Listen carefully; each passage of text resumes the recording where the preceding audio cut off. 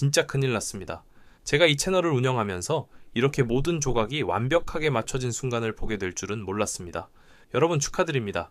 지금 이 순간 리플 XRP 투자자들에게는 역사상 가장 거대한 세 가지 파도가 동시에 몰려오고 있습니다. 바로 규제 승인, 80조 달러의 부의 이동, 그리고 기관 자금의 쓰나미입니다. 이 엄청난 기회를 논리적으로 완전히 이해하고 투자에 대한 강력한 확신을 가져가시길 바랍니다. 지금 우리가 주목해야 할 첫 번째 소식은 미국 금융 시스템의 핵심인 통화 감독청, 즉 오피스 오브 더 컴트롤러 오브 더 커런시의 움직임입니다. OCC는 미국 은행들이 암호화폐를 운영자산 프린시팔로 보유하는 것을 공식적으로 허가하는 충격적인 업데이트를 발표했는데요. 이 발표의 핵심은 은행들이 리플을 포함한 블록체인 네트워크를 사용할 때 발생하는 수수료, 즉 가스 수수료, 가스 피를 지불할 목적으로 XRP와 같은 암호화폐를 직접 보유할 수 있다는 겁니다. 이전까지는 운영 목적으로 암호화폐를 보유하는 것조차 규제 불확실성이라는 거대한 장벽에 가로막혀 있었죠. 이것은 단순히 XRP의 승리를 넘어 XRP 레저를 활용하려는 은행들에게 마지막 규제 장벽이 완전히 제거되었음을 의미합니다. 은행들은 이제 국경 간 결제, 크로스 보더 페이먼트 솔루션을 파일럿 테스트하고 직접 배치할 때 XRP를 투기 목적이 아닌 실제 운영 목적으로 당당하게 보유할 수 있게 된 거죠. OCC는 은행이 투기나 거래 목적으로 보유하는 것은 여전히 허용하지 않습니다. 이 부분이야말로 XRP가 다른 수많은 알트코인과 구별되는 가장 중요한 지점인데요. XRP는 이제 명실상부한 금융 시스템 내에 유틸리티 자산으로 공식 인정받았다고 볼 수 있습니다. 이 규제 명확성 위에 기관 자금의 파도가 올라타기 시작한 겁니다. 그 파도의 선두에는 프랭클린 템플턴이 있습니다. 이들은 무려 1.53조 달러라는 천문학적인 자산을 운용하는 초대형 금융 거인입니다.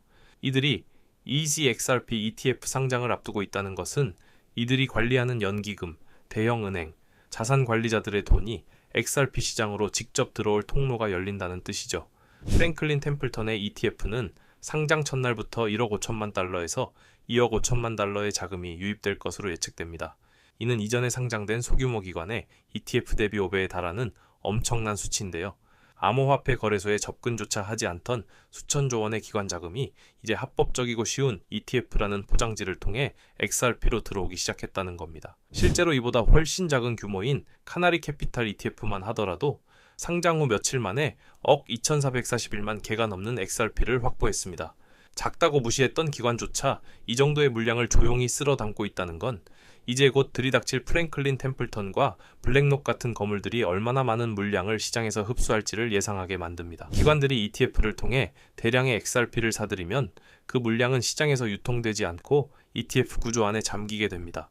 즉 유통 공급량이 급격히 줄어들면서 소매 거래소에는 공급 부족이 심화되고 이는 가격 상승 압력으로 작용하는 공급 충격을 만들어낸다는 거죠. 이뿐만이 아닙니다. 지금 업계에서는 11월 말까지 최소 7에서 8개의 추가 XRP ETF 출시를 예상하고 있습니다. 상원의 규제 정비가 90% 정도 완료된 시점에서 기관들은 이 엄청난 기회를 놓치지 않기 위해 경쟁적으로 상품을 내놓을 겁니다. 이 규제와 상품 출시의 조합이 바로 XRP 가격의 대규모 급등을 예고하는 신호라고 볼 수 있습니다. 여기에 초거대 경제적 배경이 더해집니다.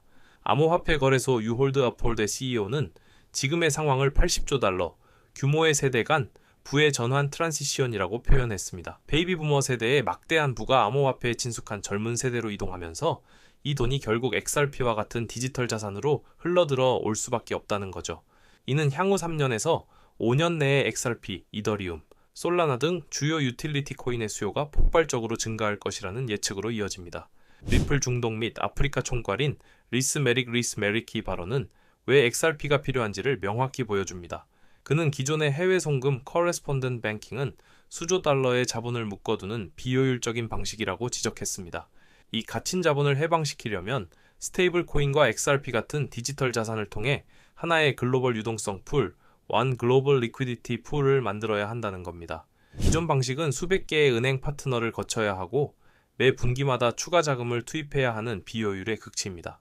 리플의 비전은 국경 간 결제를 마치 인터넷에서 정보를 전송하듯 즉각적인 결제, 인스턴트 세틀먼트, 최소 수수료, 그리고 최대의 자본 효율성으로 바꾸는 것입니다. XRP는 이 새로운 글로벌 금융, 인프라의 핵심 연료 역할을 수행하게 될 겁니다. 리플의 공동 설립자이자 XRP 레저의 공동 창조자인 아서 브리토 아르터 브리토의 철학은 더욱 충격적인데요.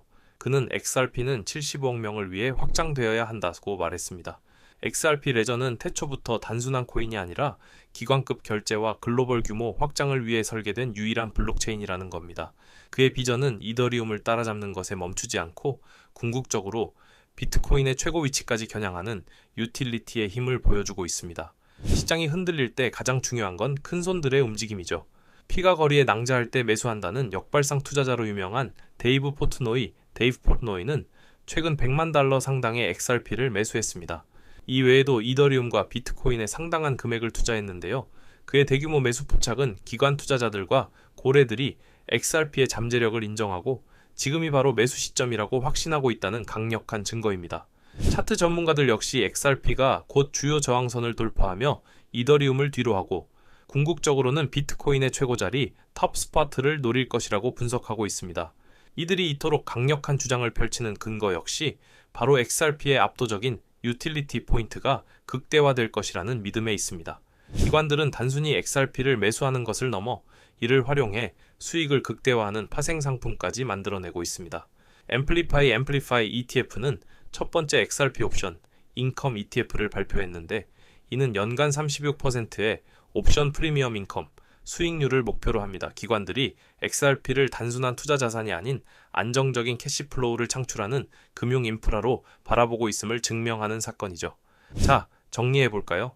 왜 지금 이 시점에 XRP에 모든 것을 집중해야 하는가? 답은 명확합니다. 첫째, OCC의 공식 승인으로 규제 명확성이 확보되어 은행들의 활용길이 열렸습니다. 둘째, 프랭클린 템플턴을 필두로 한 기관들의 ETF 러시가 시장의 공급을 잠그고 가격 상승을 유발할 겁니다.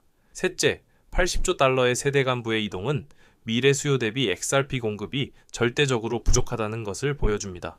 넷째, 75억 명을 대상으로 설계된 압도적인 유틸리티가 수조 달러 규모의 구식 해외 송금 시장을 혁신하고 있습니다. 이 네 가지 핵심 논리, 즉 규제, 기관, 수요, 유틸리티의 거대한 자석이 지금 XRP를 중심으로 강력하게 끌어당겨지고 있다는 것을 명심하시길 바랍니다. 오늘 준비한 소식은 여기까지입니다. 오늘 영상 유익하셨다면 구독과 좋아요 한 번씩 부탁드리고요. 저는 다음에 더 좋은 정보와 소식으로 찾아뵙겠습니다. 여러분의 성공적인 투자를 기원합니다. 감사합니다.